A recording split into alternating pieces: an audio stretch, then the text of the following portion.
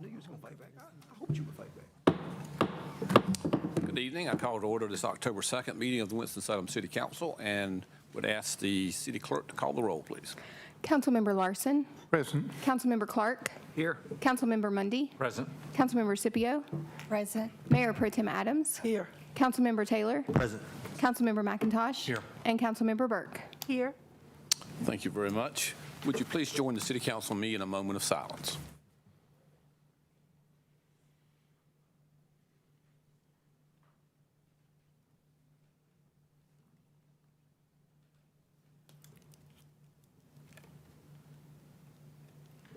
Thank you. Would you join the city council and me in the Pledge of Allegiance? Pledge allegiance to the flag of the United States of America and to the republic for which it stands, one nation, under God, indivisible, with liberty and justice for all.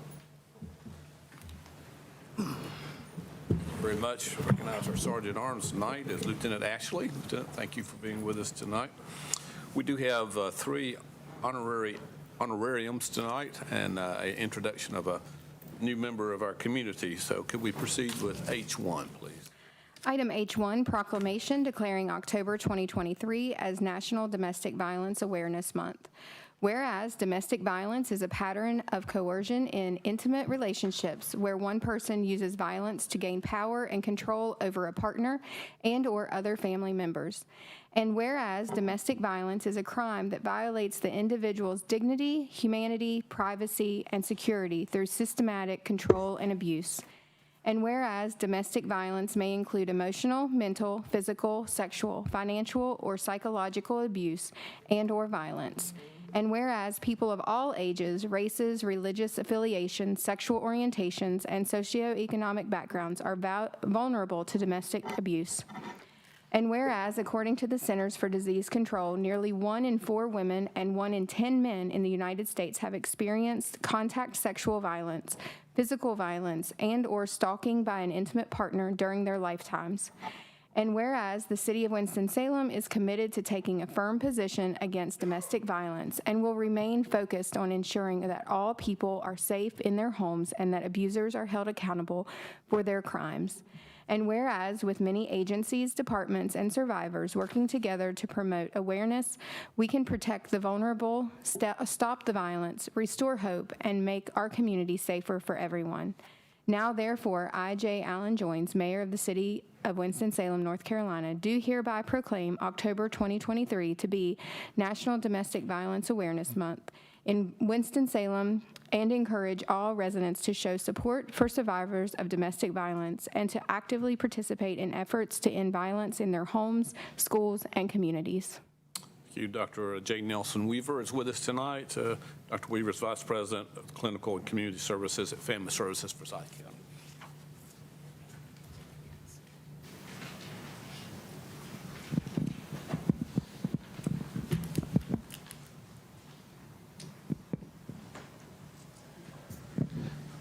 Dr. Weaver, thank you for everything you do and everything that Family Services does to shine the light on this dark area of our society. And thank you for helping us bring attention to it tonight. And we're happy to present this to you. And if you'd like to say a word. Thank you very much, Mayor. Thank you very much, Mayor Joines, Mayor Pro Tem Adams, and members of City Council.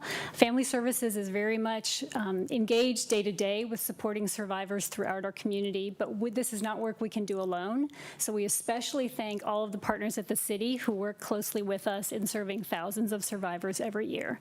I particularly just want to call out the Winston-Salem Police Department because they bring folks fleeing to our shelter every day who are not safe at home and need somewhere else to be. So we greatly appreciate Winston-Salem PD. We also work very closely with Continuum of Care, the housing area, trying to help survivors get out from under the thumb of their abuser and into their own safe housing. And we appreciate everything the city does to help survivors connect to safety, hope, healing, and justice. Thank you. Thank you. H2, please. Item H2, proclamation declaring October 2nd through the 6th, 2023 as Customer Service Week. Whereas in 1992, the U.S. Congress proclaimed Customer Service Week a nationally recognized event celebrated annually during the first full week of October. And whereas this annual event is to raise awareness about customer service and the vital role it plays in successful business practices and the growth of the economy. And whereas City of Winston-Salem employees utilize keys to customer service excellence to provide and maintain exemplary customer service and teamwork throughout the city. And whereas city employees are one team committed to excellence, and whereas the City of Winston-Salem greatly appreciates the opportunity to meet the needs of its customers and values the trust that is placed in our local government. Now, therefore, I, J. Allen Joines, Mayor of the City of Winston-Salem, North Carolina, do hereby proclaim October 2nd through 6th, 2023 as Customer Service Week in Winston-Salem and encourage all citizens to recognize, appreciate, and celebrate those who serve and support customers daily. Thank you. Hannah Manns, who is with our Business Inclusion and Advancement Department, will come and accept this.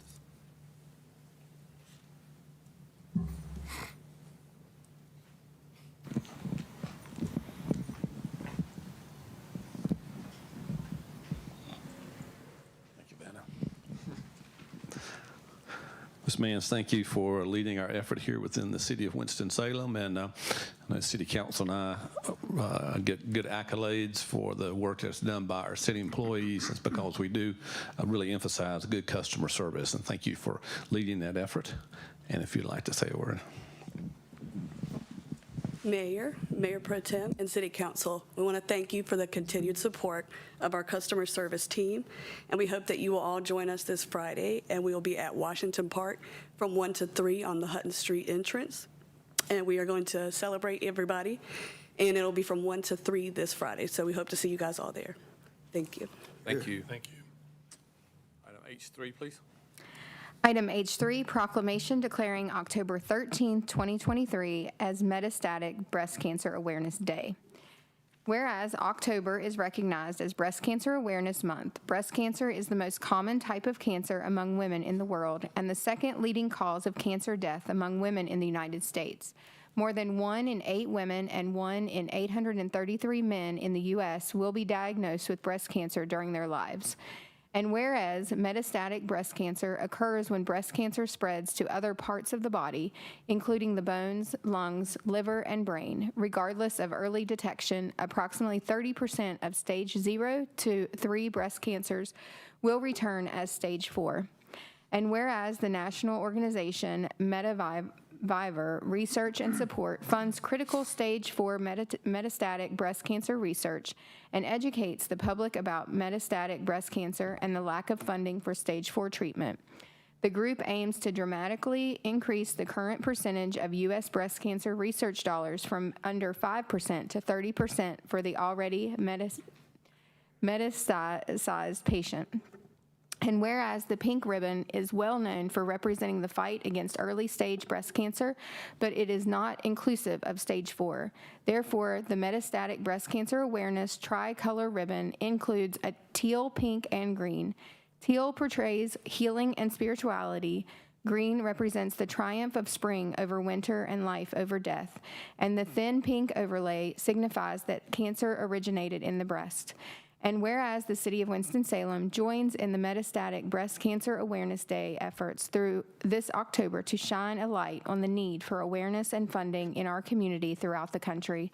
Now, therefore, I, J. Allen Joines, Mayor of the City of Winston-Salem, North Carolina, do hereby proclaim Friday, the 13th of October, 2023, as Metastatic Breast Cancer Awareness Day.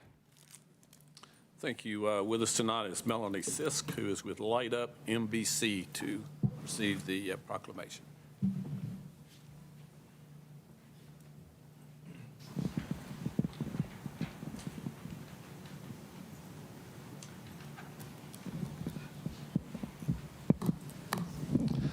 Well, Ms. Sisk, thank you for, again, helping to bring awareness to this very critical issue in our community and for helping to bring awareness to that. So I'm happy to present this proclamation to you. And if you would like to say a word. Thank you. Thank you, Mr. Mayor and the City Council of Winston-Salem. My name is Melanie Sisk, and I am a metastatic breast cancer patient. I was an early stage breast cancer patient in 2016. It was stage 1A. I did everything that the doctors informed me to do. I'm a nurse. I had good care. I did everything, the surgery, the radiation. And 4 years later, my breast cancer came back to my bones at the age of 47. So I'm currently battling metastatic breast cancer, and I think the Komen Foundation and other foundations have done a great job to bring awareness to breast cancer, but I think we've really failed because early detection is not always a cure. So we need more funding for metastatic breast cancer so we can save lives just like myself and women after me, because we know metastatic breast cancer is not curable. I do have a couple of statistics I would like to read for you.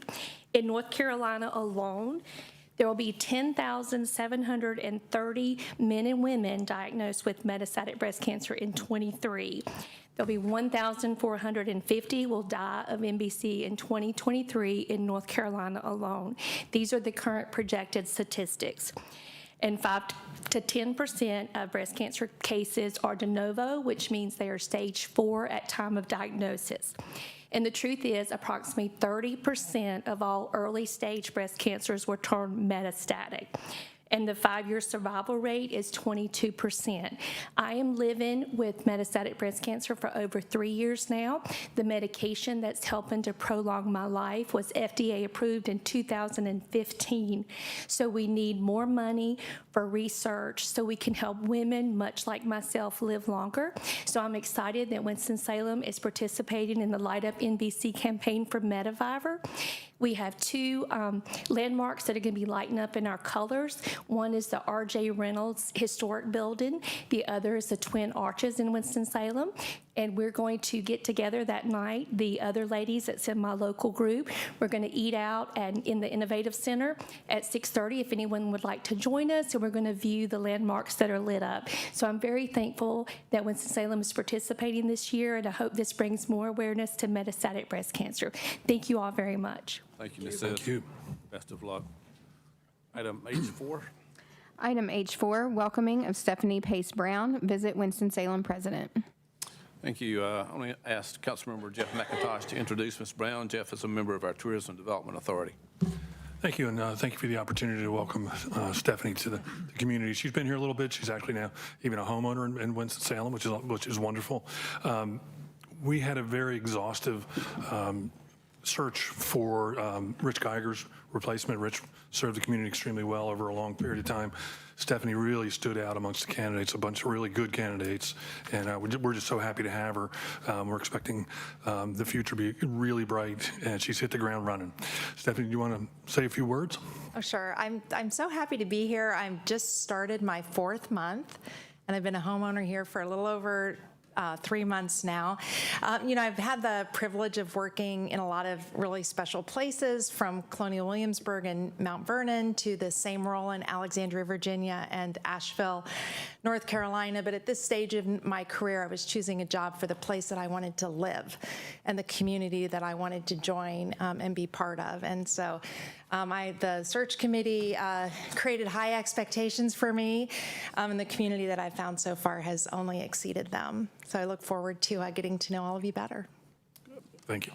Thank Welcome. you, Ms. Brown. Good luck. Welcome. Tonight's agenda of the City Council is comprised of several items, including a resolution related to the Winston Lake Golf Course. There are 4 zoning petitions as well as a special use request. All these items are listed as public hearings. When the public hearing is called, persons in the council chamber will be given an opportunity to speak. If no one wishes to speak, I will close the public hearing and the City Council will consider the item. If there is opposition to any of the zoning items, the proponents and opponents will be each given 15 minutes for presentation and 3 minutes for rebuttal. If no one wishes to speak, then I'll close the public hearing and the City Council will consider the item. We're televising this meeting live tonight on TV 13, and it will be replayed tomorrow at 9 a.m. and again tomorrow evening at 9 p.m. Of course, copies of our agendas as well as videos of previous meetings are always available at the city's website, and just click on the Watch Meetings Online option. May we have item Z1, please. Item Z1, public hearing regarding the eligibility of the Winston Lake Golf Course for listing in the National Register of Historic Places, located in the east and northeast wards. Ms. McCullough, will you want to tell us a little bit about this item? I am. Let me. Good evening, Mayor Joines, Mayor Pro Tem Adams, fellow city council members. Thank you for allowing me to be here this evening. This evening, I am fortunate enough to bring you the Winston Lake Golf Course for the National Register nomination review. You're reviewing this because we are a certified local government. That is a designation that we got from the State Historic Preservation Office and the National Park Service. So it allows you the opportunity and the honor to review any property that wants to be listed on the National Register prior to that process of listing it. And you get to see whether you think it does or does not meet the criteria, which is significance and integrity. I'm sure all of you are familiar with Winston Lake Golf Course because it's one of our city properties. And this project was a city project. It's located right there where the star is. And you can see this is the area that we are designating. So it incorporates the 18 holes in the buildings that are within this boundary. This photograph kind of goes around those significant features and buildings that are included. Whether they're old or not, they're still included. They're contributing or non-contributing to this district. I'm not going to read you all this, so don't worry. But I do just want to share a little bit about the significance, which is the first criteria that you're to consider. And Winston Lake is nominated because of its importance to our community, looking at Black ethnic history, recreational history, and also the civic history that it goes with it. The facility has played an important role in our community, whether it was recreational, social, political, for the African American population since its creation in 1956. Before that, African Americans were really limited to where they could play golf. They could play at Reynolds Park, and then they could play at the private clubs where there were African American caddies, but only when those places were closed or not being used at a certain time. The first municipal African American course that was built in our area was in Greensboro, Nacho Park, and that's where a lot of our people would go over there to play. It was built in 1950. Unfortunately, it was demolished in 1956. So currently, Winston Lake is the only existing African American municipal golf course in the state. So the first one that's here, that's a remaining. So we're very excited about that. One of the things that they did, though, allowing us to have this park, this golf course just for African Americans, it became a very prestigious and an important aspect that the NAACP grabbed a hold of it, and it forced desegregations of a lot of other things in town, whether that's restaurants, businesses, things like that. It became a very powerful tool. So it was very important that we did this. In 1960, the Winston Lake Golf Course Association was created, and they decided we had 9 holes, we needed 9 more. So we hired a very influential golf course designer. I am not very educated in golf course history, so please bear with me. Ellis Maples designed those 9 holes, and that was a very exciting process. This course has been very popular amongst a lot of people. It's been played by a lot of people. It's a tough course, I hear, and a lot of people come and cut their teeth. So whether they're young, old, amateur, pro, we've seen a lot of famous people come through this course because it's a challenge, and that's what I heard when we did this. So the significance is for all those reasons, and it continues to be significant because it's bringing in our young people with the First Tee program. So I wanted to include that. The other criteria you have to think about is integrity, and it meets the 7 criteria of integrity. It's still in its same location. It has feeling, association, design, materials, and workmanship. We did, in this case, get 2 letters or 2 emails from the public in support of this, so I have those up here. Again, I'm not going to read them to you, but they basically just reinforced how important this was to the community. On August 7th, we received the information from the state office. At the September 6th meeting, the Historic Resource Commission also reviewed, and they found unanimously that it does meet the 2 criteria needed for designation. We did our required public announcement because these have to be public hearings, so we did a press release and an advertisement in the paper, and it's coming to you now. The next step after here, on October 12th, it will go to the North Carolina National Register Advisory Committee, and they will make a recommendation whether it should be listed or not, and then it goes to the keeper of the National Register. And he says, yes. One thing I do want to state, it was in one of the papers the city beat, and it said that this is going to stop everything from happening to this piece of land. This is going to protect it.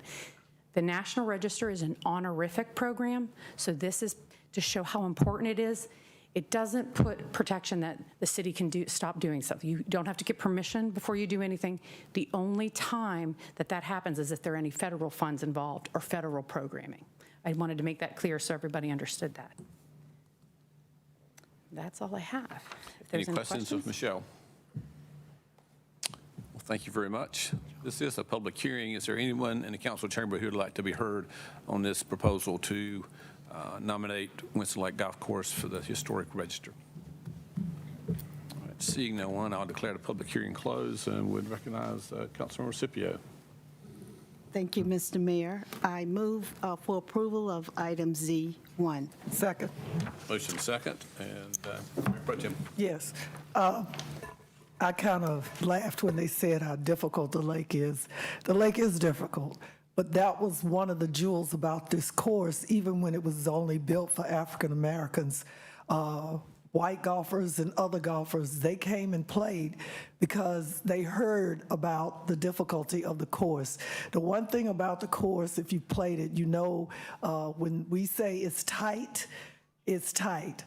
The fairways are tight. It's lined with trees. It's very hilly. There's never a flat lie. It's a side hill lie, a downhill lie, a up in the air lie. But the course is beautiful. I've had the honor, I play it all the time. That's why I learned to play starting in 1996 with the pro that really put it to me on the map, and that was Ernie Morris. And when I was there Friday, I played in the Big Brothers, Big Sisters golf tournament for Coach Charlene Curtis in her memory and legacy. The course looked great. We're investing over $1.7 million over the next year into the course. We have contracted with consultants, and the course is going to be beautiful. I couldn't imagine, Council, particularly Councilmember Clark, that the course would have looked as good as it looked when we were there Friday. The fairways were plush. The greens that we've repaired, how many, Aaron? 4 of the greens that even you noted to me that were in very bad shape. As a matter of fact, we won first place in the mixed doubles. But I am very, very happy about this. And one more thing that Ms. McCullough stated, and the council member knows of the ward, Councilmember Scipio, this doesn't mean that we're going to all of a sudden get all of this money from federal government. This gives us an opportunity to apply to philanthropic groups that care about preserving historical courses, whether they're African American or any other. But the fact is that these are very old courses in the United States, and there is a movement to protect them. Thank you. Councilmember Scipio and Councilmember Larson. Ms. Larson, you go, and Councilmember Scipio. Thank you, Mayor. History happens in a place, and the place doesn't have to be a house, does not have to be a building. And for the first time, I think, I'm really proud of our Historic Resources Commission and taking it to a new level and actually talking about a place that perhaps people don't associate as being historic, but in fact is still being used today and still being enjoyed by a number of people. And now I hope this new level of significance will add simply more enjoyment to the course. Councilmember Scipio. Thank you, Mr. Mayor. One of the things about this course that is significant to comment on is that it was created by the City of Winston-Salem. It was made possible by the leadership of this council. That is leadership. If we remember what life was about in 1952-53, segregation was rampant. Many of you can't even imagine what it's like to live in a place where segregation existed and Jim Crow laws existed. Winston-Salem should be proud that we had leadership that sought to provide amenities for the African American community. This course has so many wonderful memories in the hearts of people who live all over this United States. They come here to rekindle those memories of having the pleasure to play golf in our own facility. So I just want to celebrate the caliber of leaders that we had in the 50s who provided that. Because for us to be a city of the 21st century, there are going to be times when we're going to be facing some things that we have to do that may go against the norm. They may be a bit different than other people, but that's what leadership is. So I commend the leadership that created Winston Lake Park, and I hope my colleagues today will join me in supporting this application. It has been a labor of love, and it's been about 2 years getting to this level right now. Thank you. Any other comments? All right, all those in favor of the motion to submit this, yes, we've already voted, so it's unanimous. All right, item Z2. Item Z2, public hearing on zoning petition of Lyndon Needham and Scott Needham from LBL, HBS, and RS12 to HBS. Property is located at southeast intersection of University Parkway and Laura Avenue, located in the Northeast Ward. Planning Board recommends approval of petition. We do have opposition to this item, so we'll have a full public hearing for the proponents to begin. And remember, the proponents get 15 minutes and the opponents 15 minutes. Luke Dickey.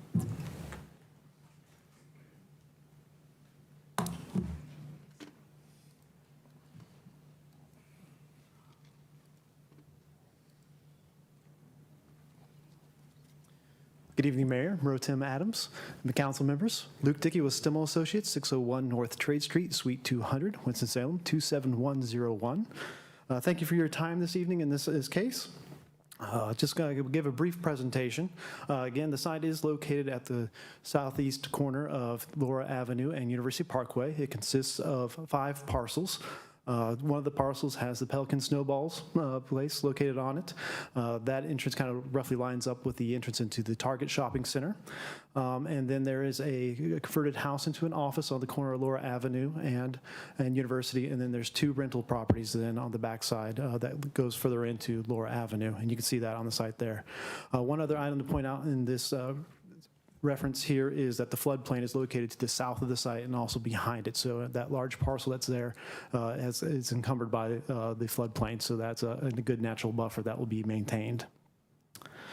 At the beginning, when we went through this, we always do like to do neighborhood outreach. What you see in this exhibit is the site there.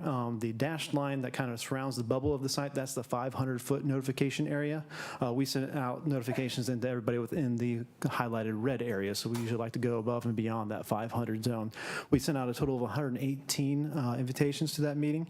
It was an online. We had 19 neighbors reach out, with 17 attending that meeting and provided their comments in that as well. And then we did make some changes to the process because of those comments.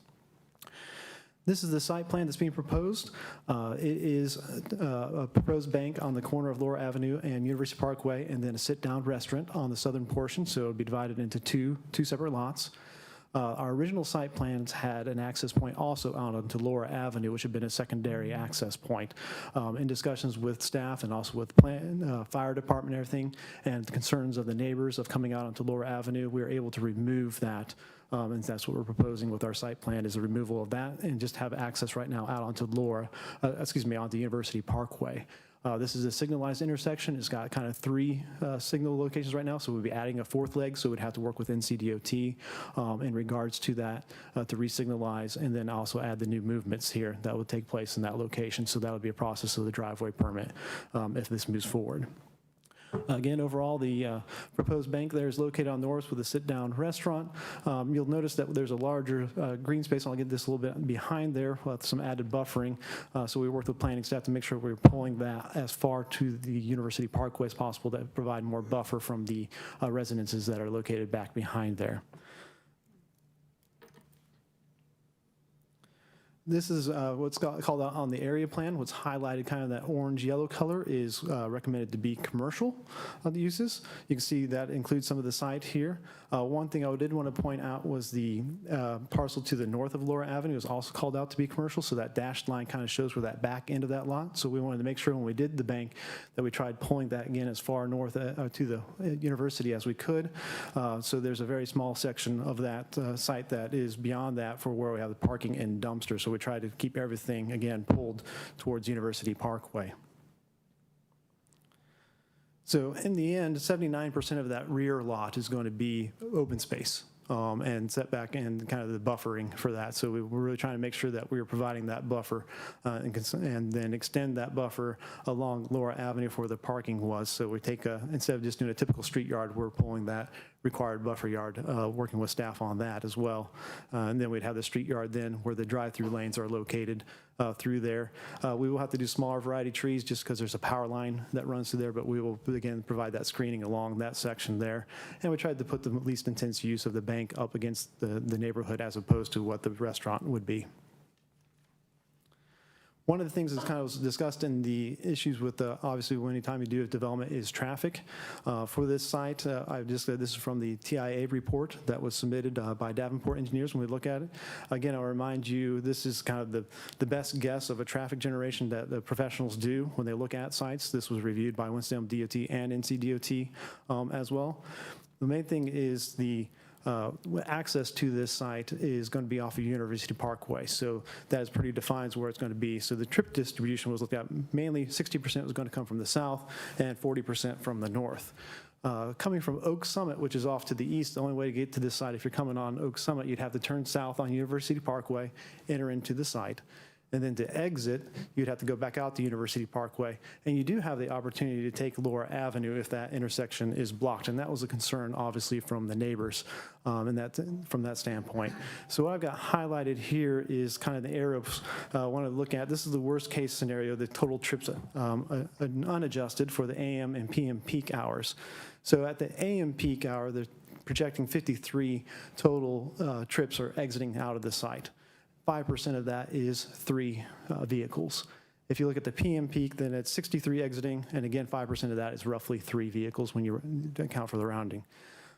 So if the intersection then is blocked because there's always issues at University Parkway and Oak Summit that backs up specifically at the PM peak hour, then there are chances that people would take Laura Avenue, but we're talking 3 cars from this development that would do that in that 2-hour peak window. Note here on the presentation, it says 57 total trips over 24 hours. It's, unfortunately, that is actually half of that, so it is 29 trips. That was my mistake for when I sent this out. So you can see the 24-hour two-way is listed at 1,130 trips. So that is 100,000 that's coming and going. That's your two-way trip. So basically 5% of that would actually be, rounding it up, be 29 total trips over a 24-hour period that would go north on University Parkway to access Oak Summit. Those would be mostly sometimes during the off-peak hours as well. So if the intersection was blocked, they wouldn't need to go through Laura Avenue. They can get directly and take a right onto Oak Summit. One other thing I want to point out is this does talk about for that high turnover sit-down restaurant with the AM peak hour. It includes trips for that, but if it's a restaurant that only does lunch and dinner, then you wouldn't have those trips generated in the morning hours. It'd just be primarily at the PM peak. The area plan did recommend commercial uses on the front parcels on the current single-family parcel across from Laura Avenue, so I think we're consistent with those recommendations. This is kind of the scenario that we've seen on University Parkway for other cases, is that the depth overall of the lots is really hard to redevelop for new commercial uses without including the more parcels to the back, and that's where we have those 2 single-family parcels included for getting the bank in there. Again, the plan pulls the commercial bank as close to University Parkway as possible and provides additional landscaping buffering along Laura Avenue to reduce visual impact to the neighbors. The traffic is now directed to a signalized intersection on University Parkway with no access to Laura Avenue. provides redevelopment of existing commercial parcels along a significant existing commercial corridor. And again, Planning Board did recommend approval. We do have some of the tenants that live in the two houses that are currently on site. That's part of this proposal. And they are here, I believe, in support. They may wish to speak or not speak, but I just want to mention that they are here, and the developer and the landlord has been working with them for accommodations if this was to move forward for the redevelopment, for whether it's moving costs or for helping out with any subsidizing of rent as they have to find a new location as well. So again, Planning Board did recommend approval, and I'd be happy to answer any questions that you may have at this time. Questions, Mr. Dickey? Jeff? Luke, how far back does traffic stack up from Oak Summit on University? Does it stack all the way back to the light at Target? Yeah, that in the PM peak it does at times. I believe when I read the report where they talked about the potential of it backing up 1,600 linear feet all the way from that intersection. So there are times when in the PM peak hour that does happen. That is kind of an issue currently on the overall site, and that has been discussed with NCDOT. Kind of the recommendations that came from the TIA was whether to look at how the signalization would work between the two of these. So the signal technically at the Target works at a good high level unless it backs up on that, and then people get out and kind of jam it up during that PM peak hour. And then it could be looked at when you redo this signal and redo and then the timing of the signal then at the Oak Summit may be looked at as well as part of that, and those recommendations from the TIA. So is Laura Avenue currently a cut-through? Do people use it as a cut-through? My understanding is yes, there are people that will use that as a cut-through currently today, particularly when that backs up. It's anybody that's going out onto Oak Summit to the east, they will use that as a route. So if traffic is stacking all the way back to the traffic light at Target, I'm trying to figure out how much additional, if that is stacked and static, are you really adding any more ability for cars to cut through? I don't know if you follow me there. I guess in a way that,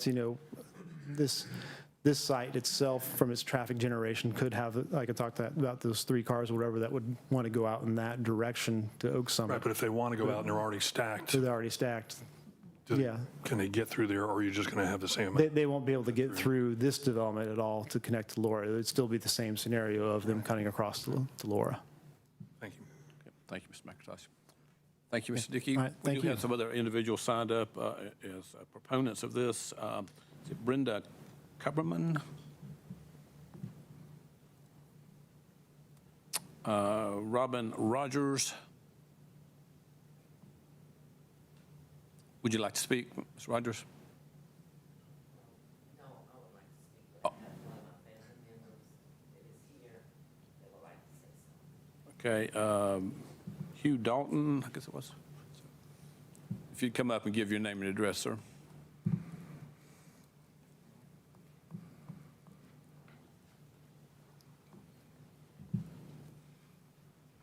How's everyone doing? Hi. My name is Roger Hughes. I'd like to say hello to the mayor, TD.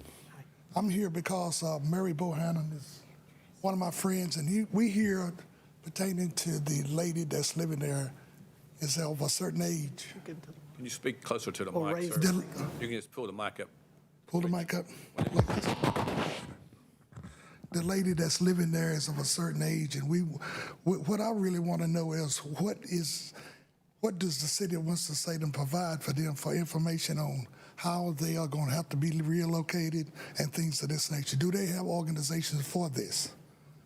Because she's 88 years old. And that's the thing that I want to know. I hate to say this, but I know this is going to be proved because I know business, okay? And I don't blame you for that.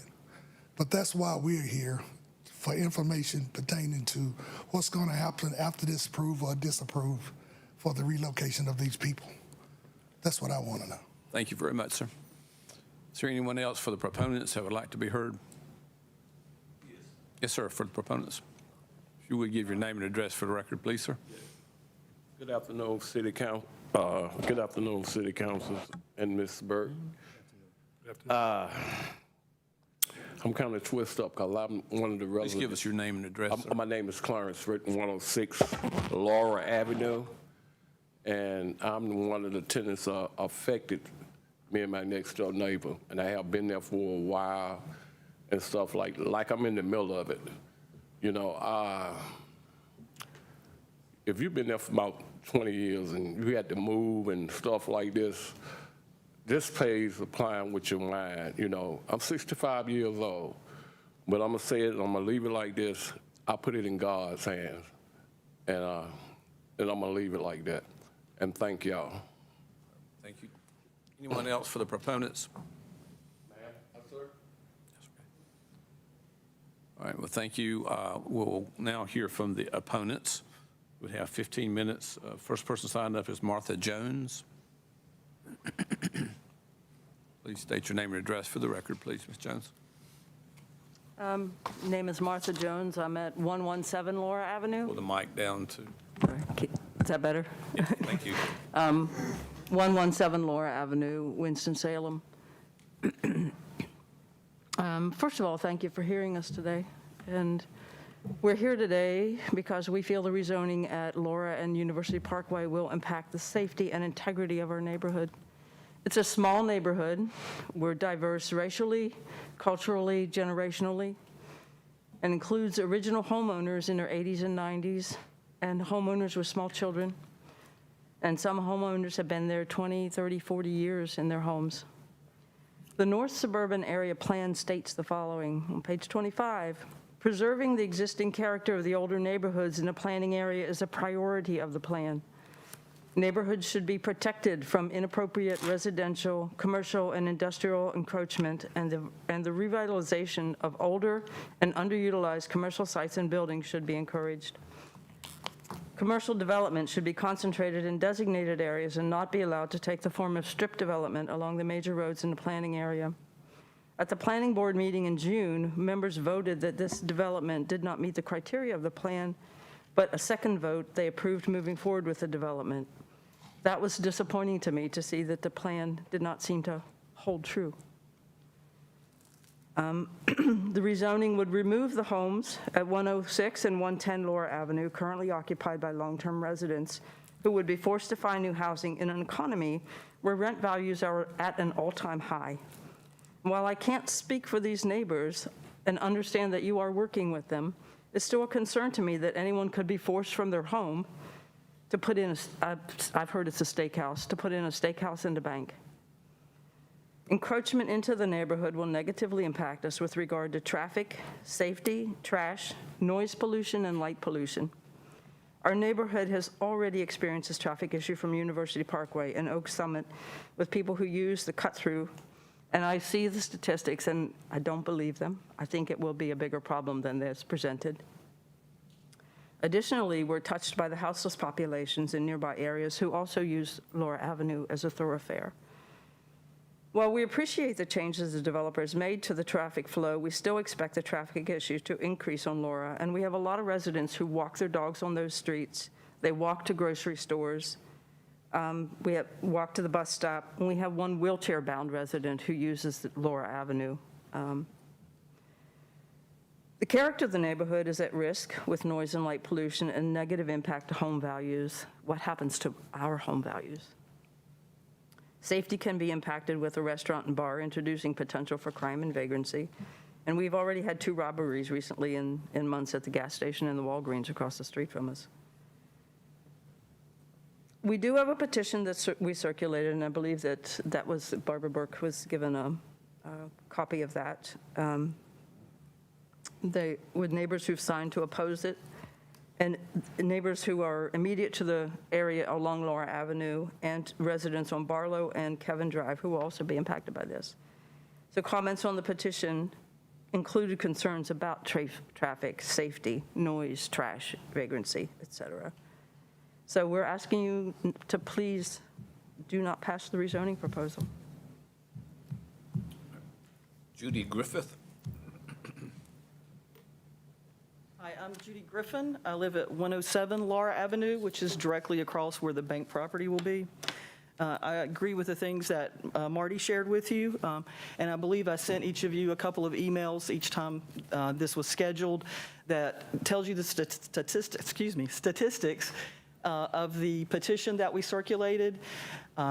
This might be more appropriate for the rebuttal, but the number of people that were contacted originally, while it sounds like a large number, in our petition, we looked at each household, and I got one signature per household.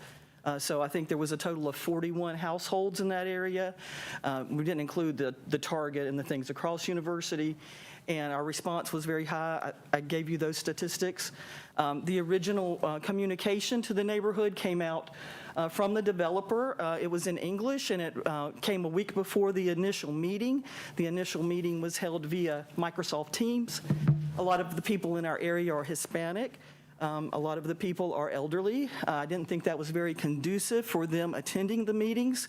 It was not communicated in Spanish. We circulated our petition in Spanish as well. As a community, the people who are opposed to this agree with the city staff in that the development was not in line with the Legacy 2030 plan for the area. The development, in my opinion, is the pure definition of commercial encroachment. It will increase the already long traffic lines on University, and to the point raised earlier, traffic not only backs up to the Target light, it backs up to Home Road and Bethabara Parkway in the 5 to 6 o'clock hour. And these two businesses will also suffer from entry and egress at that intersection. And you know, if you're already in that traffic, as soon as you have that opportunity to take that right-hand turn, you're not going to wait another block for the light and turn. You're going to take 2 rights with no light. And I think this additional traffic will increase the risk to our children, pedestrians, and neighborhood traffic. We talked about the 2 homes that are being removed. There was no discussion with these tenants since this thing came up in April until the last week about other accommodations for them when we brought it up to the Honorable Ms. Burke. So I think they're sort of under the gun.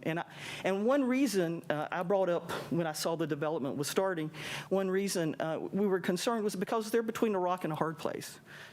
They have to, you know, do what's best for them. And I wanted to also say that, you know, it will have a negative impact to our home values. We're long-term residents. I've lived in the neighborhood all my life, and that's 61 years.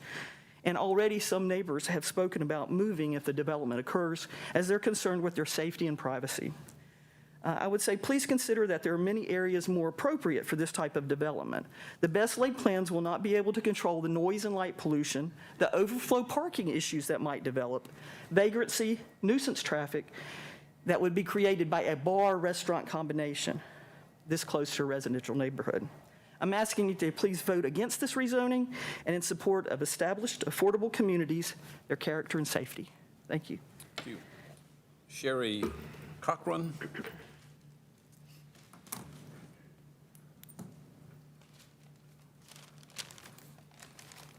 Hello. I'm very nervous. I suffer from social anxiety, and I'm not very coherent, so please forgive me and bear with me. Thank you. Start out by giving us your name. My name is Sherry Cochran. I live at 160 Laura Avenue. I have resided there for 36 years. I commend Marty and Judy. They've done a lot of lead work out, very noteworthy in their effort to notify everyone and get people involved and have the opportunity to come to this public forum to present facts and opinions that we have here. So I believe it would greatly, greatly negatively impact our neighborhood. Our neighborhood, we have integrity as much as a golf course. We have people who have lived there, we have older people, we have young people, we have families, we have dog walkers. Surely, you know, the deed restrictions that were put there to prevent the encroachment, the businesses that have been taking place in the existing homes have done very well for decades. It would be, there's a flavor, there's a sense to it. This is where we have an extremely minute buffer between commercial and residents. No one really wants to have their homes, their sanctuary, where we raise our children, next door to commercial cars, parking, trash. We have, you know, we expressed some concerns at a community meeting that was at the developer's office, not in the community, but at the developer's office. That was concerning It seemed that the councilwoman took away that we had a bad neighborhood with long-term issues. All neighborhoods have certain issues. This will only intensify the negative issues that we have. We want to keep our sanctuaries, our homes, without traffic. I know you have an agenda, you have a corridor, you have development. I tried to bring up the possibility, not her personally to contact, but there is a Chamber of Commerce that could probably use innovation to redirect some of these people to the 5 million empty square feet of retail space that we have here. Please reconsider. For all those people who have property that you sell, property seems to be, real estate is a wishy-washy thing. It's not always given to me, out. Probably not every investment works out the way that we would hope optimally. Please weigh this. Thank you for your time. Thank you. Can't quite make out this next person. Is it Twanda Roth?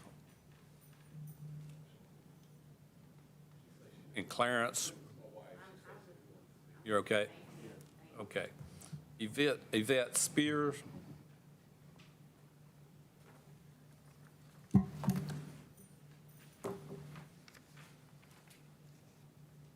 Greetings, Mayor Jones and Mayor Pro Tem Adams and members of the council. My name is Yvette Spears. I reside at 221 Barlow Circle. I am further back in the neighborhood off of Laura Avenue, in which it states that there is no outlet. Some individuals who tend to cut through that area sometimes presume that they can dump back there because that's something that has increased in the last year. Since the proposal for possible rezoning, there's been more incidents of the unhoused living within the woodwork that is there, alongside cut-throughs that often occur. So my concern with the possibility of turning this into a commercial area is that people will presume that there is less residential facility back there, so there is no need to regard the safety needs of pedestrians or the individuals that live there and their cost of their living situations. It is a safe place that I reside, that many of my neighbors are able to feel secure about, able to navigate, but there's a huge issue of encroachment, that if this is happening at the start of Laura Avenue, what else is going to happen with the cut-throughs? In addition, there's also that concern in regards to traffic, not just the standstill or people turning. My concern is more so the safety, the physical accidents of vehicular issues with pedestrians. Oftentimes at that four-way intersection, as people are coming from the high school, from Oak Summit and Chatelawn, there is often a collision because people are trying to beat the light. You're also talking about coming downhill off of University to turn right into a potential steakhouse, restaurant, or bank, in which people don't slow down. It goes from 55 miles per hour down to 45. It is not often observed. I don't think that this is properly being considered, even with the possibility of fluctuation in lights. And I just encourage you to propose and to not approve this. Thank you. Thank you. Is there anyone else for the opposition? All right, seeing no one, we'll go back to the proponents. You'd have 3 minutes for rebuttal.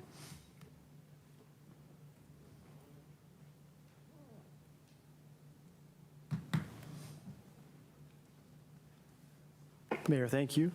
In regards, again, to kind of the talk about traffic, I know that's the big concern, and I've got the developer with me, Brandon Cablano, is also here with me, just in case you had any questions or concerns that he wanted to address as well. We can do our best to mitigate traffic issues, working with the DOT. That's going to be part of the driveway permit when we look at the signalization on that, so that is looked at from a safety standpoint. In regards to cut-through traffic that's existing out there, obviously, no, I can't answer to the increase that's been taking place and kind of the issues there. But we know we do have concerns about that, and when we look at neighborhoods themselves.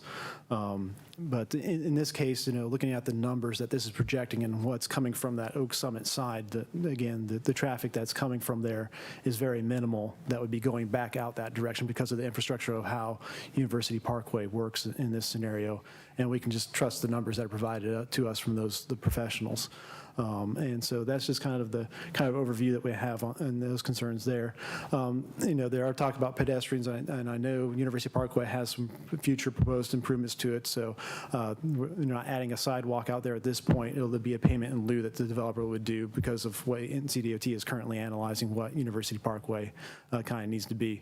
We do have 2 existing businesses out there today that have driveways. One has a direct driveway off of University. And it's not signalized for their movement, so they have the issues going to the Pelican Snowballs. They don't have any designated movement out, so that is a safety concern as well today for them. And so we understand that with more traffic, there are more safety concerns, but obviously we try to address those as best possible, working with the DOTs from those agreements. Thank you. All right, thank you. All right, we'll go back to the opponents.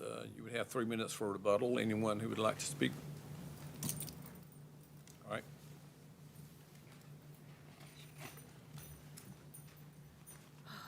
As I stated before, Sherry Cochran, I'm quite scattered here. The other thing, I'd like to express my disappointment that you have reduced the notification to 500 feet within a zoning change, because it greatly impacts a lot more people than just within 500 feet.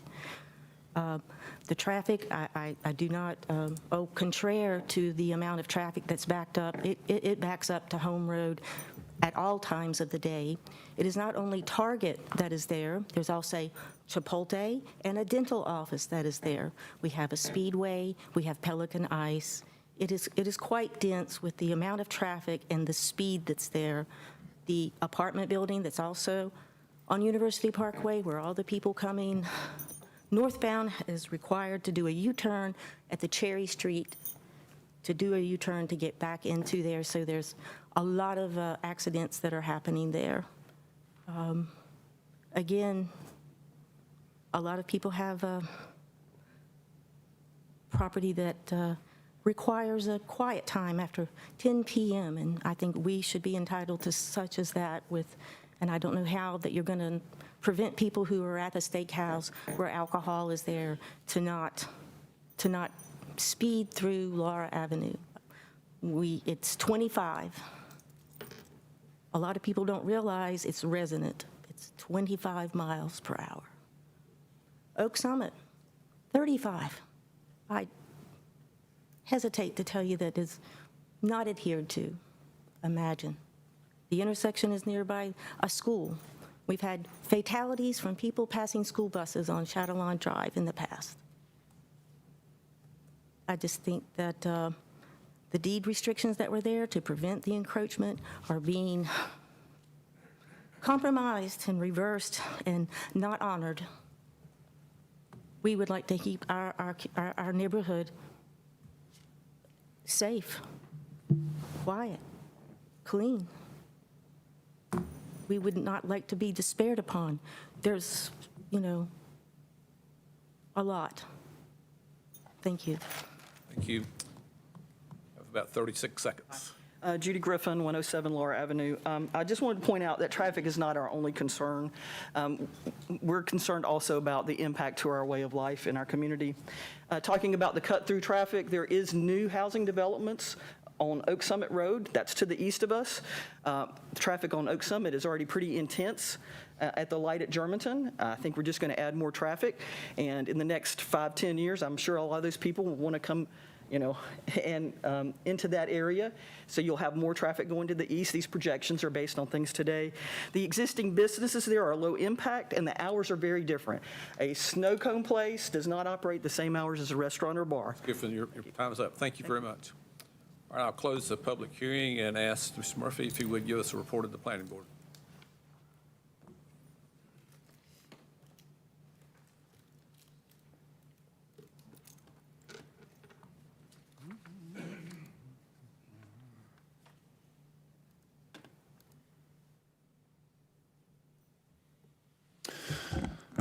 Good evening, Mayor, Mayor Pro Tem, members of City Council. This is a petition of Linda Needham and Scott Needham for 2.77 acres southeast of the intersection of University Parkway and Lower Avenue, located in the Northeast Ward. The request is to rezone the property from LBL, HBS, and RS12 to HBS. This is the subject property shown on the Legacy Growth Management Area Plan map in GMA 3, which is the Suburban Neighborhoods Growth Management Area. Please note it is also along a growth corridor and along an existing commercial corridor. This is the subject property highlighted in yellow. Again, on the east side, the southeast corner of Laura and University Parkway, across from the Target and directly north of the floodplain. This is the subject property outlined on the area plan. As you have heard, it is not wholly consistent with the area plan. The area plan does recommend commercial for the front parcels, but for the two parcels that currently have houses on them, that front Laura Avenue, those are recommended to remain single family.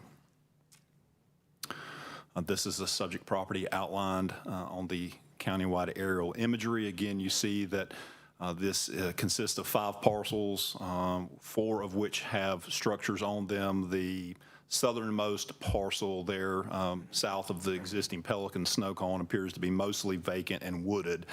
But of those 5 parcels, 4 do have structures on them. This is looking south from Laura Avenue at the subject property. This structure is the westernmost of the 3 properties on Laura Avenue, i.e. the one that's closest to the intersection. This at one point housed an insurance agency. This is, again, looking south from Laura Avenue at the subject property. This structure is the easternmost of the 3 properties, or the one that's furthest into the neighborhood. This is looking east along Laura Avenue. The subject property in this image is located to the right and off the screen. This is looking south along University Parkway. The subject properties are located to the left. I believe there to the left is the parking lot for the insurance agency, and then in the background, that blue building is the existing Pelican snow cone facility.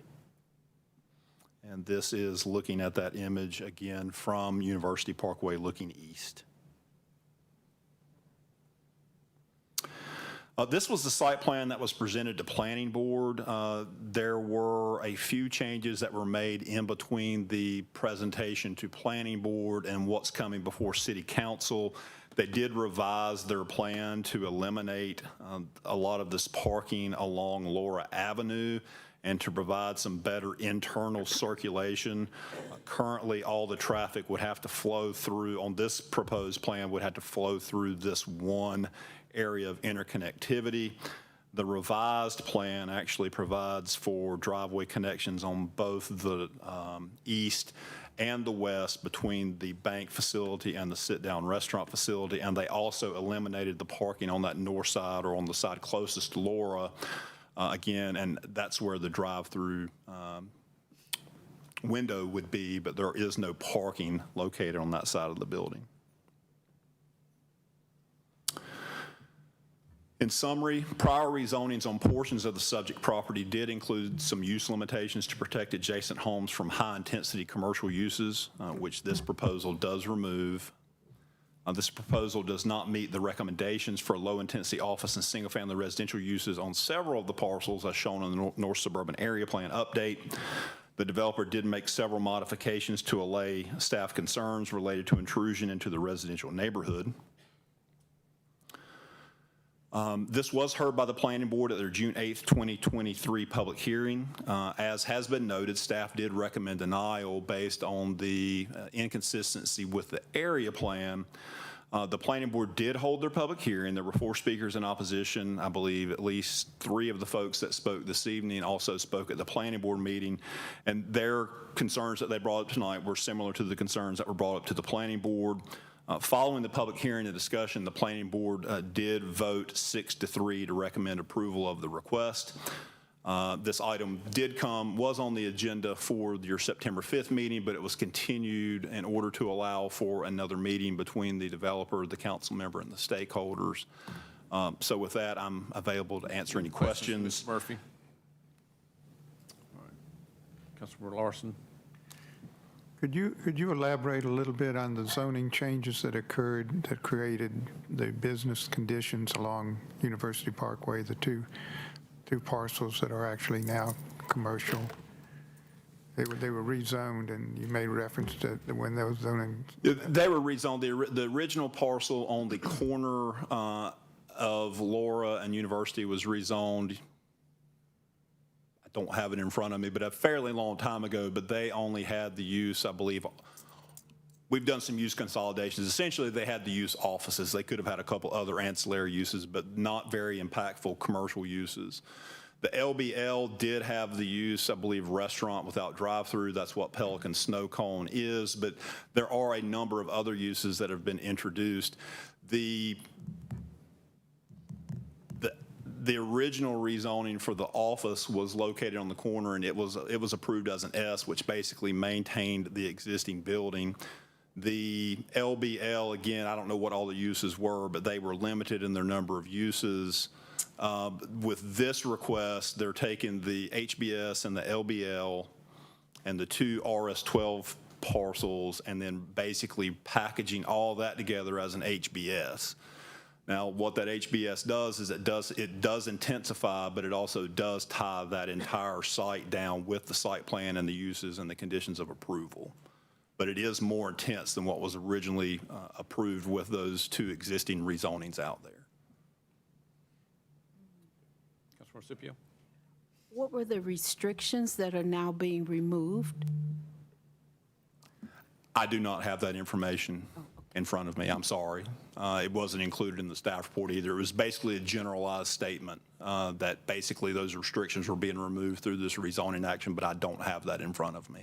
And initially, the planning board had denied approval.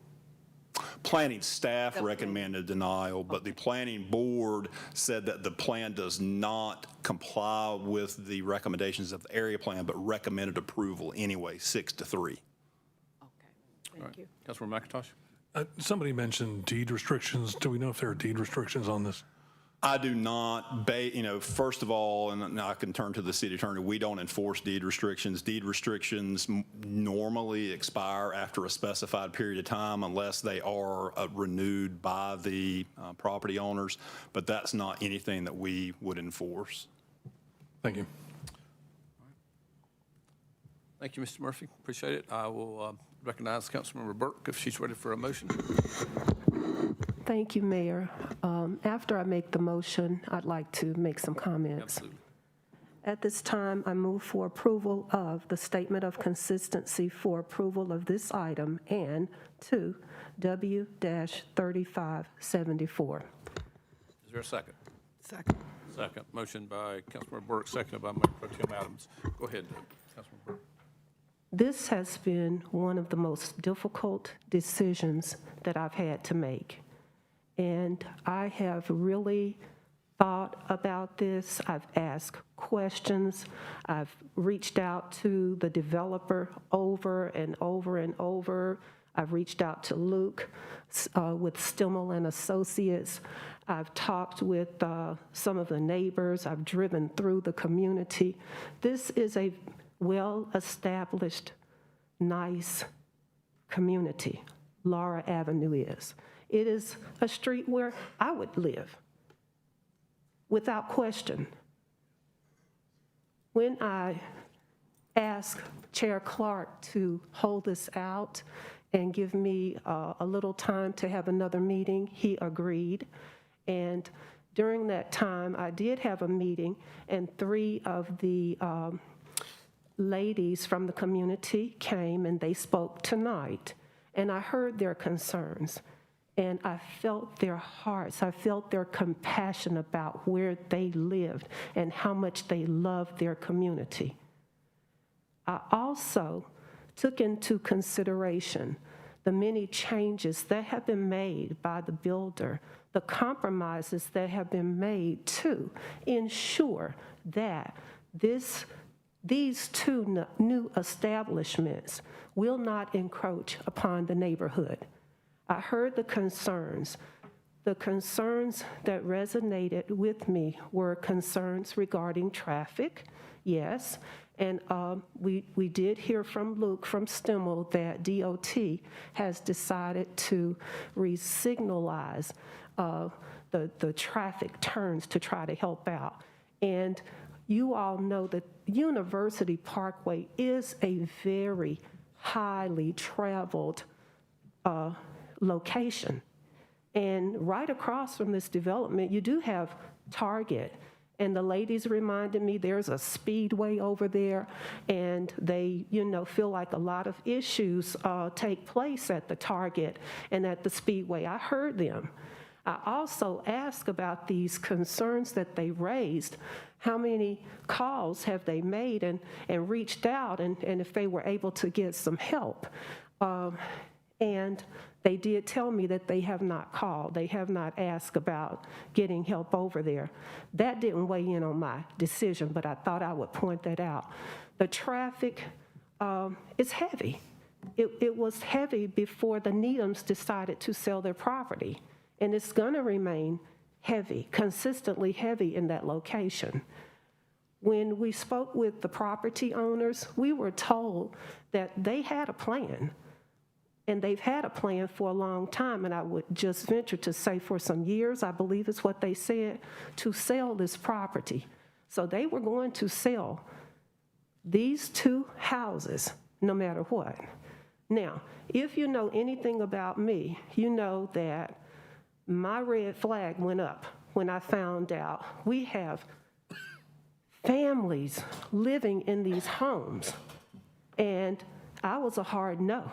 Not unless I know that they will be taken care of.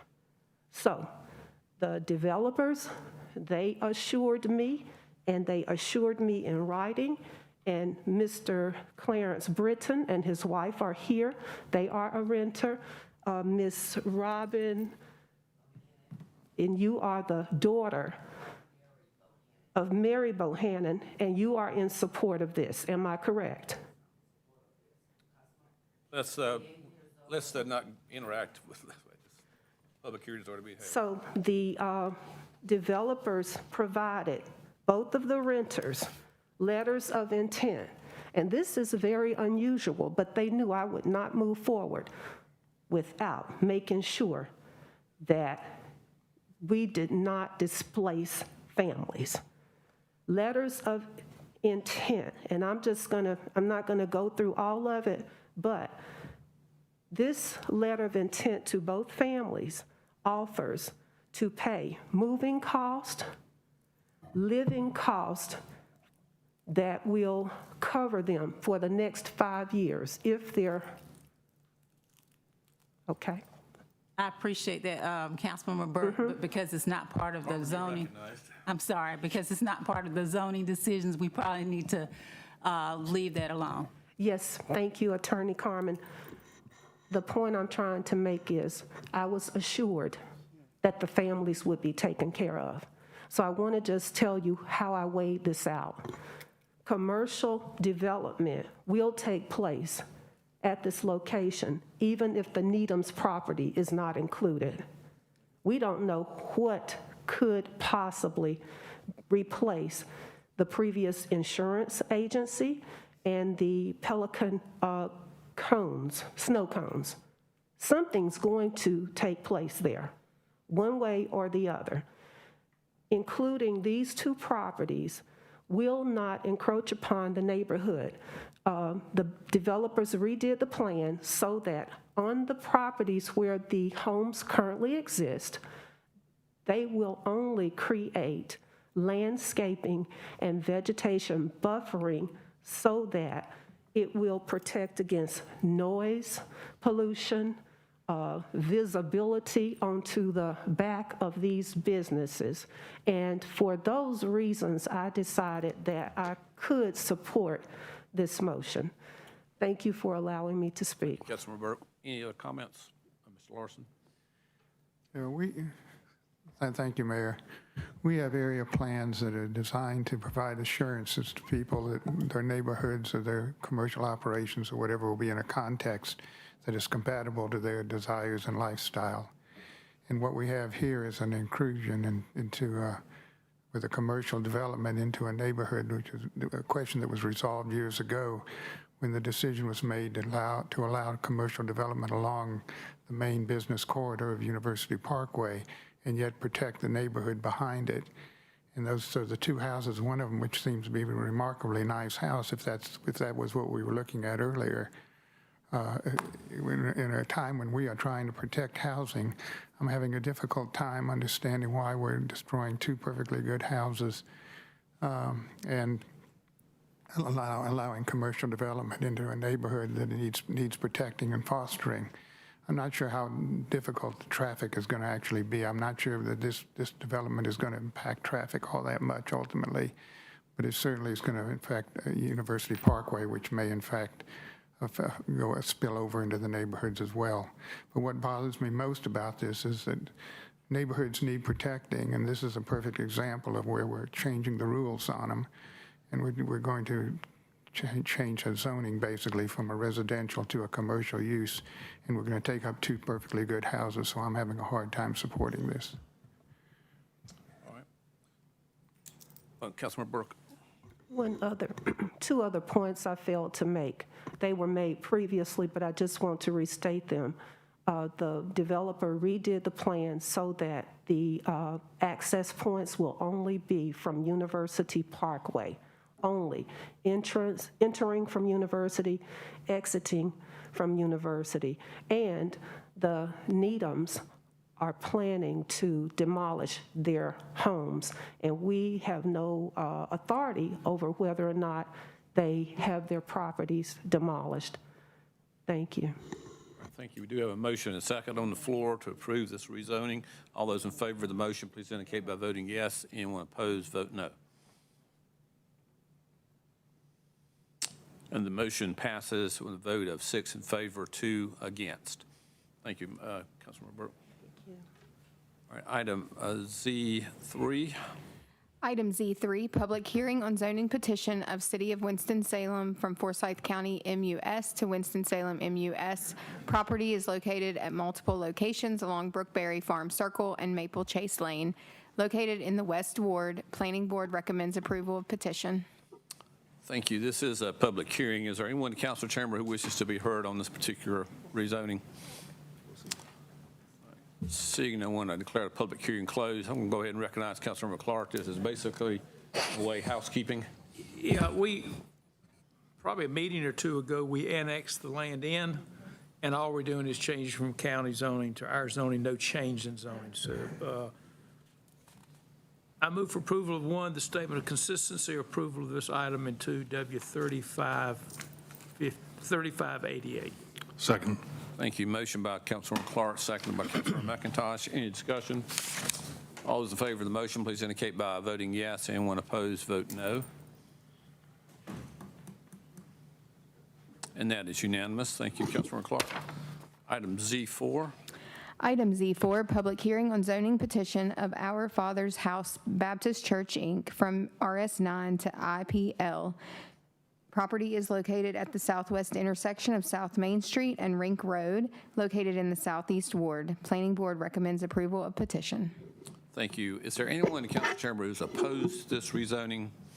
No, the Pastor Dow was here for any questions. Do you want to, there's no opposition? Okay, just stand by. How's that? All right, thank you. So I'll close the public hearing and recognize Councilmember Taylor. Thank you, Mayor, Mayor Pro Tem, members of the council. I move for approval of 1, the statement of consistency for approval of this item, and 2, W-3589. Second. Motion by Councilmember Taylor, second by Mayor Pro Tem Adams. Councilmember Taylor, go ahead. Just a quick comment. Pastor Dow, thank you for being here today. I also want to thank you publicly for the work that you do privately with our Father's House Ministries and also with Bondage Breakers. The work that you do there is second to none, and sometimes we just want to say thank you. So here we are. It's been motioned and properly seconded, and we'll wait for the vote. Okay. Any further discussion? If Not all those in favor, please indicate by voting yes. Anyone opposed, vote no. That is unanimous. Thank you, Councilmember Taylor. Thank you. Item Z5. Item Z5, public hearing on zoning petition of Gilberto Castro and Ismelda Ruiz from HBS to HB properties located at the southeast intersection of West 27th Street and Collins Street, located in the North Ward. Planning Board recommends approval of petition. Is there anyone in the council chamber who is opposed to this rezoning? I see no one. I'll declare the public hearing closed and recognize Mayor Pro Tem Adams. Mayor, members of the council, I move for approval of 1, the statement of consistency for approval of this item, and 2, W3590. Second. Thank you. Motion by Mayor Pro Tem Adams, second by Councilmember Taylor. Any further discussion? If not, all those in favor vote yes. You have voted yes. That's unanimous. Now item Z6. Item Z6, public hearing on special use permit request of Burke, etc., LI-LLC, Real Deal Indoor Kennel. Use specific setbacks and outdoor enclosure, north side of Country Club Road between Ryandale Drive and Southwind Drive, located in the West Ward. Planning Board recommends approval of petition. Thank you. This is a public hearing regarding the petitioner's application for a special use permit, and it has specific setbacks and for an outdoor enclosure. The process of approving and issuing a special use permit is a quasi-judicial process which requires speakers for this item to speak under oath. Speakers should rely only on their own information and not base their remarks on what someone else has said or knows. The applicant and other witnesses have the right to ask questions of each other. All testimony and evidence must relate to the 4 findings of fact, which are on the screen right now. As it relates to quasi-judicial hearings, counsel is prohibited from considering opinion testimony from non-expert witnesses, in particular testimony as to how the proposed use would impact the value of neighboring properties. Additionally, counsel must also only consider evidence provided at the hearing. Communications with members of the City Council outside of the hearing are prohibited and must be disclosed if any. As I said, the 4 findings of fact are on the screen, and the process requires the council to issue a special use permit only when it's able to make an affirmative finding as to each of the 4 findings. The applicant has the burden of proof on items 2nd and 3, and the opposition has a burden of proof on items 1 and 4. Anyone who wishes to speak, if you would come over and we'd swear you in. You're not a witness, but you need to disclose. No, but I am. But if I make a comment on No, if I have to make a comment. Okay, yeah. Yeah, I am. All right, thank you. And did any of our council members have any conversation outside the thing, Clerk? Yeah, I did get a call many months ago. Matter of fact, I forgot who it was with. It was so long ago. But I do want to disclose the fact I did meet with the owner of the property who just called me and said he had a zoning issue. But it will not impact my ability to remain impartial. Okay, great. Thank you, Mr. Clark, for doing that. Is there anyone in opposition to the issuance of this special use permit? The petitioner is here if there are any questions. If there's no opposition, I'll declare the public hearing closed. And, Mayor, go ahead, Attorney Carmen. Do need a little testimony just in case there is an objection later on. So Would you like that from the planning director? Planning director as well as the petitioner briefly. Just real Okay, quick. Mr. Ogburn, would you like to make just a quick comment, please, for the record? Sure. Mayor Pro Tem, council members, thank you. I'm Sam Ogburn Jr., live at 722 Oak Lawn Avenue. Unfortunately, Mr. Robinson did not get sworn in, but a little history is that he leased this building from us probably 3 or 4 years ago. He's a dog trainer. He'd been training dogs at a park. He's been very successful. He's a great Winston-Salem story. The other half of the building, or other third of the building, came vacant. He wished to expand and be able to board dogs there, and has taken a number of steps to go through the process, and hopes for approval tonight. Thank you. Any questions? Did you have a question? Yes, as to the nature of the business in the petition, I read boarding, and I understand the setbacks are different from that. But is there also breeding and selling of dogs at this venue? I think Mr. Robinson would have to answer that. We'll have to have him sworn Yeah. in, Mr. Robinson.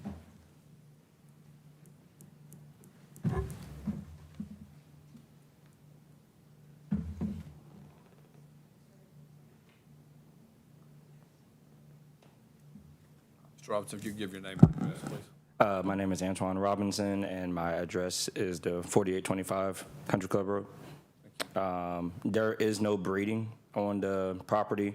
I am a breeder, but I breed at my own home. The property is just for dog training and boarding. I'm really nervous right now, but I'm a young person. I'm a young guy, and my story kind of is I started training dogs at a dog park. I graduated from Piedmont Baptist College. It used to be called that, with Coach Howard.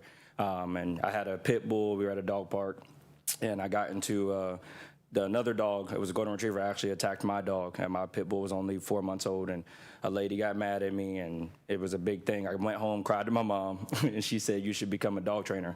So my story now is I've been training at dog parks, at least the place from Mr. Ogburn, and I've been able to help a lot of people. And it definitely helps our community. There's a Humane Society right next to us, and it's helped the community a lot of teaching people about, the psychology of dogs, how similar it is to people as well. So to have somebody that looks like me, and I'm a very young guy, to be able to be a leader for a lot of people that look like me. Boarding is something that we definitely would need to have, because there's a lot of dogs that I cannot train and teach in just an hour. I need to be able to keep them, work with them. I definitely can help the community. A lot of dogs at the Humane Society that normally get put down, I'm able to fix and help whenever I do have that chance to keep them with me for, a couple of weeks. So that is all that's being done at the facility. As far as breeding, I do breed working dogs, service dogs, for people who need them. My dad's in the military. He got medically discharged. So I do breed dogs home, and then I'll train them up. That is what happens at the facility. I'll train them at the facility, and then I'll give them to people who need them. So that is the only thing that's done. Can we get that picture of the signs? I've got some concerns. Okay. The puppies available? Puppies available, and breeding on your sign. Okay. Is basically that you're using your business there as a conduit, regardless of where you do the breeding. It's the number of unhomed dogs and cats that we have in this city, which also create problems for constituents. Mm-hmm. I just don't see the need for breeding. And I don't know if the current zoning covers breeding and selling of animals or not, and that's a question. So if this is going to go through, I would need in writing that you will not be doing breeding or selling puppies or advertising from this venue right next door to the Humane Society with a logo that looks very much like the Humane Society. I'm also concerned that there could be confusion on the part of consumers, neighbors. So let's just make your identity very distinct. And as far as the training and the boarding, I'm 100% behind you. Okay. Can I say anything about that really quick? Go ahead. I'm definitely, I can definitely do that if that's what needs to be done. I'm actually glad you brought it up, because it's a teaching moment for everybody. Dogs that are rescued from humane societies, and I can compare this to a lot of people. I'm very intelligent in this part. Dogs that are rescued from humane societies are dogs that have been through a lot of trauma. They've been through a lot of things growing up. It's very hard to change a dog that's already been through trauma into a service dog. So the only reason why I breed, and you bring up the fact that there's so many dogs that need to be rescued, I have 25 dogs. I just purchased a home, an 8-acre home, where I rescue dogs from humane societies that get put down, and I retrain them, and then I sell them or give them for free. I have 20 of them. I have 16 that I've rescued. I do this all the time. As far as breeding goes, the only reason I do breed is because I can't turn a dog that has aggressive or bite history into a dog that can be a service dog for people. So that's the only reason why I do breed. I do not have to, put that and advertise it if that's something that you would not like. But that is the only reason why breeding is something that should be pushed. The reason why there are so many dogs in the world that are so bad is because there are a lot of backyard breeders and people who do not take, it seriously, but that is not what we do. But breeding is something that helps keep good temperament and make sure you're breeding dogs that actually can help people later down the road, not dogs that are just out doing what they're doing. So that is the only reason why I do breed. Would you state affirmatively for us that you do no breeding on the site? I think that's going beyond a special use permit that we have before us. And I think Mr. Murphy can verify that you're asking him to do something that really is allowed by the zoning itself. The zoning itself does allow that. Now, obviously, if the dogs are bred and kept there, it brings into the question the setbacks with the kennel indoor aspect of it. But the actual business is allowed in HB zoning. It's really the setback is the question here. So this isn't a special use that we could ask for this condition to be added? I don't think so. Okay. I don't understand what just happened. You're all right. Okay. Mr. Mayor, could I make one request? Is that you do, because no one reached out to the Humane Society other than the standard letter. If you would have a conversation with them so that they understand what you're doing with your breeding, because I understand now, that there is a reason for that. Yes, sir. But just make sure that they, as your almost next door neighbor, understand what you're doing and the reason why. Yeah, not just breed. Yes, sir. I can do that. Thank you. Okay. Very good. All right. Thank you. Anything else, Mr. Ogburn, you want to add? Yeah, I might say one final thing. Since it is about the setbacks, the property's maybe 3 and 10 feet off the property line, but the property above it, which is a new paint store and a Dunkin' Donuts, I believe, is, I think, close to 200 feet up the hill to it, and I'm sure they can elaborate. And then his other neighbor is a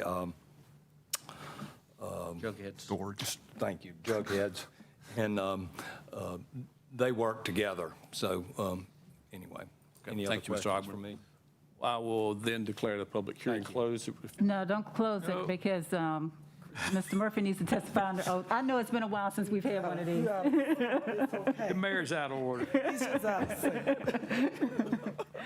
I think sometimes we overdo things a little bit.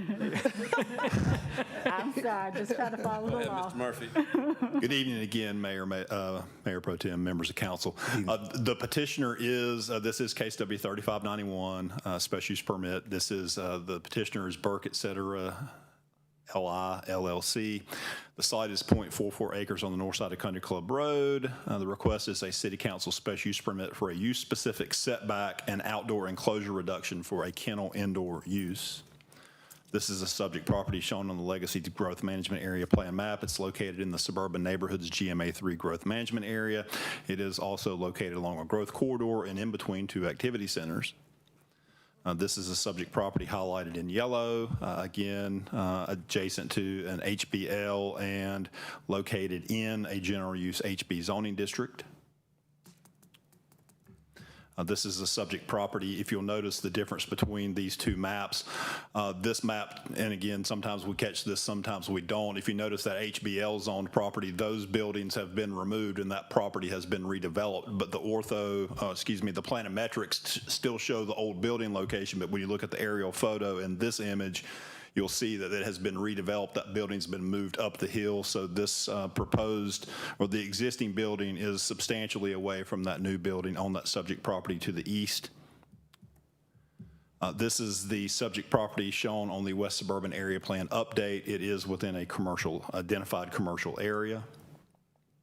This is the existing building. This is the principal building on the subject property. This is looking north along the east side of the subject property. Given the location of the existing building where this business is located is to the left. So what we're actually looking at here is the subject property that has been redeveloped, that building sitting up the hill. This is looking north onto the subject property's rear parking lot. Those are those storage buildings substantially behind this. That's Jugheads, I believe, to the left. This is looking west on Country Club Road. The subject property is on the right. You see the special use permit sign that's located there adjacent to the business. This is looking east on Country Club Road. That's the retaining wall associated with that redeveloped piece of property where I believe the paint store and maybe a Dunkin' Donuts or Baskin Robbins, I believe, is located. This is the site plan. It's essentially an as-built, and it shows the existing building with the indoor kennel use, which is located as close as 3 feet to that east property line. It also does show the area for the outside run to the north, or on this image, up where these outdoor runs will be, and that is the subject of the kennel indoor and outdoor run reduction request that this special use permit is. Again, there are a number of findings that the use will not materially endanger the public health or safety if located where proposed and developed according to the application and plan as submitted and approved.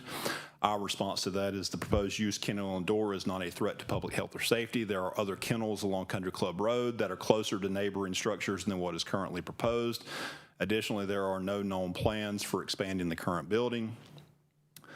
Finding 2, that the use meets all required conditions and specifications. To the extent possible, the site is compliant with all UDO requirements. This permit is necessary because the current building does not meet rear or side setback requirements for the proposed kennel indoor use. The applicant is also asking for rear and side setback reductions for the outdoor enclosures. So it meets the requirements of the ordinance except for what they are specifically asking for the exceptions for. As far as finding 3, which deals with the injury to property values, staff is not properly equipped to answer that. We don't have the expertise, so you'll have to utilize the testimony that's been given here tonight related to that. And finding 4, that the location and character of the use, if developed according to the application and plan submitted and approved, will be in harmony with the area in which it is to be located and in general conformity with legacy. The use kennel indoor would be appropriate within the surrounding commercial area, and the request is generally consistent with legacy, which recommends reuse of existing buildings and quality infill along growth corridors. In summary, the request would reuse the existing building with no expansion being proposed. Because the existing building has a side setback of 5 feet and a rear setback of 35 feet, the site does not meet the required setbacks for kennel indoor use. The applicant is also requesting a rear and side setback reduction for an outdoor enclosure. Otherwise, the site is compliant with all UDO requirements. At their September 14th, 2023 meeting, the planning board did recommend approval of the site plan. The site plan meets the requirements, again, except for what they are specifically asking for the waiver for. And with that, I'm glad to answer any additional questions. Mr. Murphy? Councilman Scipio? Mr. Murphy, the setbacks are for the side and the rear, right? Yes. And that's what can't be accomplished as currently designed? Correct. But the site plan that's submitted, it takes it all the way back to the boundaries of that lot. That's what maybe I'm not looking at that right. Yeah. Again, it's 2 different things. The existing building doesn't meet the rear setback because it's only 35 feet away from that rear property line, and it's at its closest point to that eastern property line. The side setback, they're only 5 feet away. So the existing building does not meet the requirements for the kennel indoor use.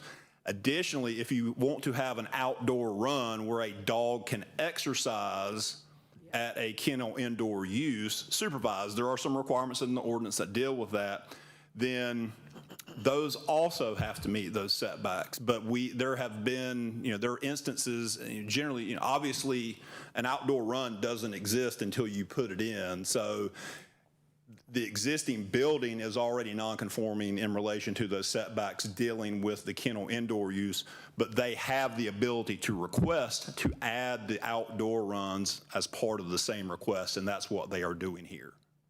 Thank you. It's really the existing building. The existing building, correct, but then they're adding the runs. The special use. Okay. Councilman Clark, if you're ready for a motion. Yes.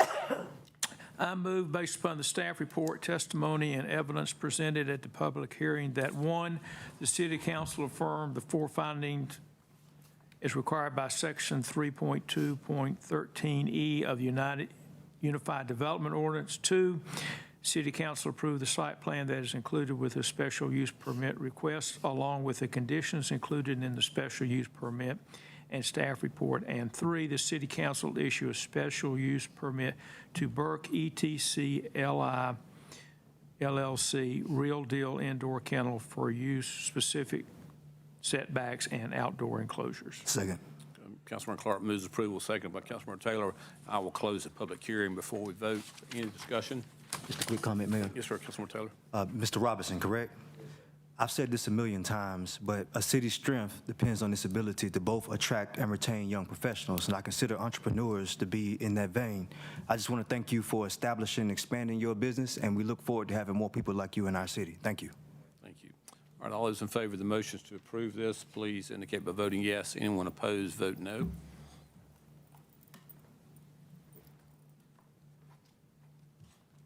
And it's unanimous. Thank you, Councilwoman Clark. And that's the end of our agenda. I would certainly entertain a motion for adjournment. Move for adjournment. Thank you. Motion by Mayor Pro Tem, seconded by several people. All those in favor of adjourning, please say aye. Aye. We're adjourned. Yours was a tough.